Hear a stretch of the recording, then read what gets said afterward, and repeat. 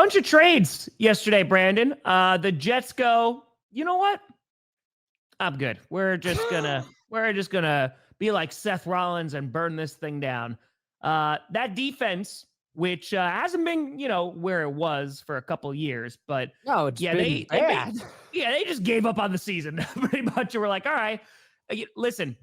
Here's the issue that I have, right? Sauce Gardner going to where we're talking about this. Sauce Gardner going to the Colts, I think, is actually a good move for the Jets because I think what they were able to get back for that, like 2 first-round picks, is pretty solid. Though if the Colts are picking pretty high up, I don't know how useful that's going to be.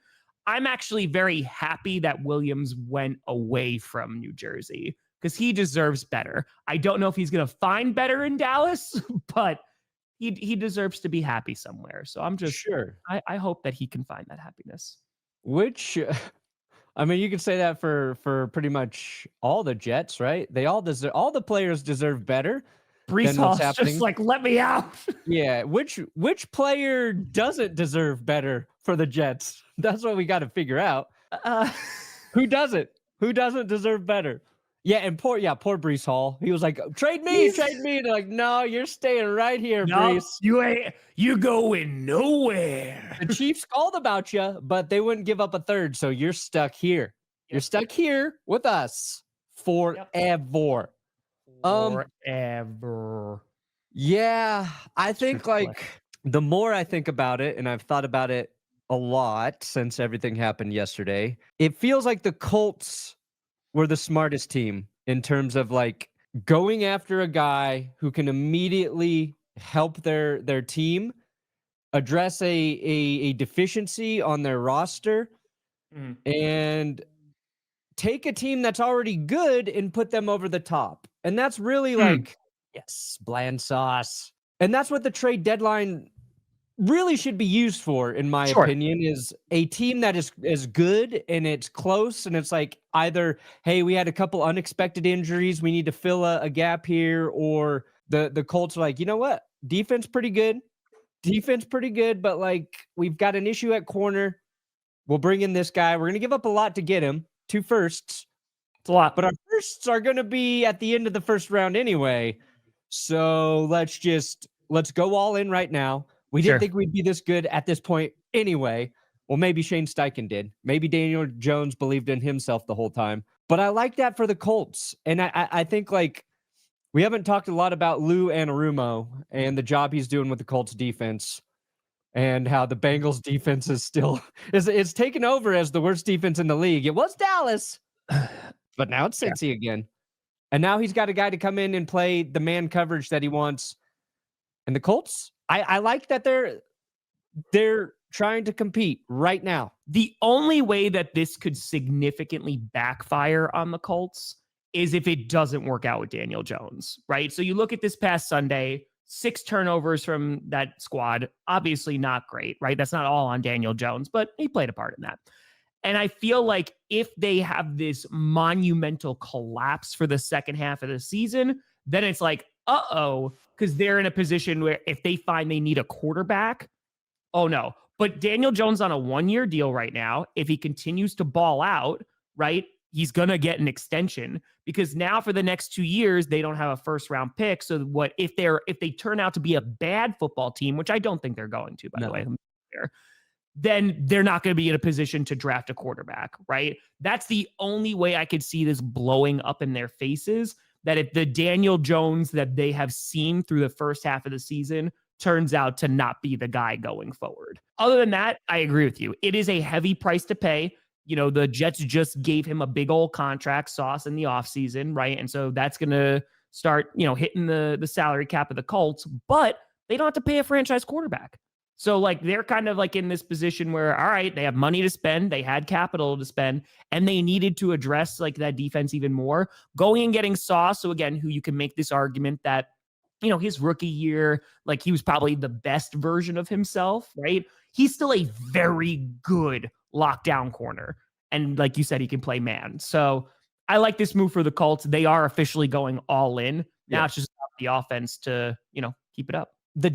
Conversely, the Jets, I get why they're taking all these draft picks. And I think if I'm a Jets fan, I'm okay parting ways with Sauce or Quinnen Williams, but losing both of those guys kind of sucks. Yeah. Now, and Sauce is probably the better guy to trade because he had just got paid, right? Did they pay Sauce? Yeah, they just paid him in the offseason. Yeah. So you get a big chunk of your salary cap back. You get draft capital for him. Losing Quinnen Williams sucks because he's playing well in the middle of that defense. And I learned this morning. Quinnen Williams asked the Jets to trade him. So he privately asked for them to trade him, and they moved him. So, like, he didn't want to be there anymore. And that should tell you kind of like the state of the Jets right now.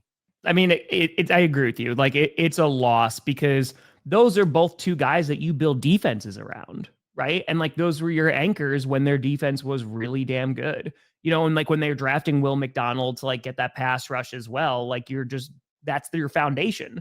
So now, unfortunately for the Jets, like they just don't have a complementary offense. He's 27. He got paid. Yeah, he's on a very team-friendly deal. His base salary is $7.8 million, and then it'll be 20 next year. There's an out after that. But yeah, I feel like just they're not playing complementary football. That offense, you know, Breece Hall has looked good at times, you know, and I know that they were attempting to move him because they wanted a third for him, and Kansas City was like, I'll just give you a fourth. But yeah, it's a little fire sale. Bill's not making any moves. I'm not terribly surprised. I thought that they maybe could have gone for a wide receiver. I would have loved if they got Jacoby Myers. I think that would have been a big move, but I really like that for the Jaguars. That would have been nice. But his cap hits $8 million. Yeah, that is nice. That's nice. That's not bad for a player of his caliber. Now he'll be at a 21 million cap hit next year, but this is the other part I want to talk about. Williams to the Cowboys. The Cowboys, because we haven't talked about this, they got whooped on Monday night. Shout out to the Cardinals. Jacoby Brissett now is going to be their starter going forward, which, yeah, Kyler Murray experiment might be over in Arizona. I really like the player going to the like I like Williams on the Cowboys. I think that is going to make that defense better. Imagine they had Micah Parsons. That'd be crazy, huh? But they needed to do something because their defense is truly awful this year. And getting someone on the line that they can rely on, and again, he's only 27. I know that, you know, the salary is going to hit at some point, and that's not going to be super duper fun because like you just said, it goes up next year, right? And it jumps up to like 20 mil. Yeah, right, next year it's a 20 million salary. Yeah, with a cap hit of 21. So it's going up. It's just, this is a good move. They can keep him around for a while. I think that's a big positive. And the offense is good. It's just, I feel like it's too little too late for this season. Yeah. You know, if Overshown comes back, I think that's a big boost.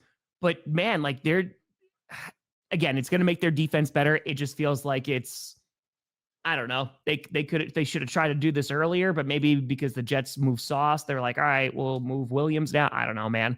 It's just, it doesn't move the needle for me for this season, but it could be really good going forward, especially if Overshown is healthy for the start of next year.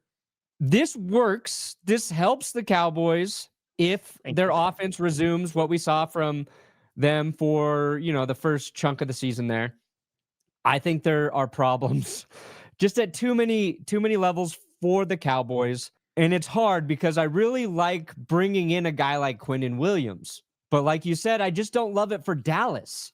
It feels like Jerry made the move for Micah Parsons. He got the trade. He got the capital, and he's just like, I got to spend it. I got to spend it. I got to make up for that trade. And the team I wish would have made a move for Quinnen is the Buffalo Bills. I don't know how they necessarily make it work, but it's a second in 2026 and a first in 2027 with Ed Oliver out until, you know, maybe coming back for the playoffs. They lose Michael Hoyt. The Bills would have been a fun team to get a guy like Quinnen Williams. He's one of the best run-stuffing defensive linemen in the league. So, yeah, the Cowboys are better, but I feel like the Cowboys, they're going to win a few games, but I feel like they're going to just miss the playoffs altogether, and we're going to be like, yeah. I mean, especially with the NFC. When Williams wants to get paid again, what happens? Is Jerry going to do it? I don't know, man. They'll trade him to the Packers.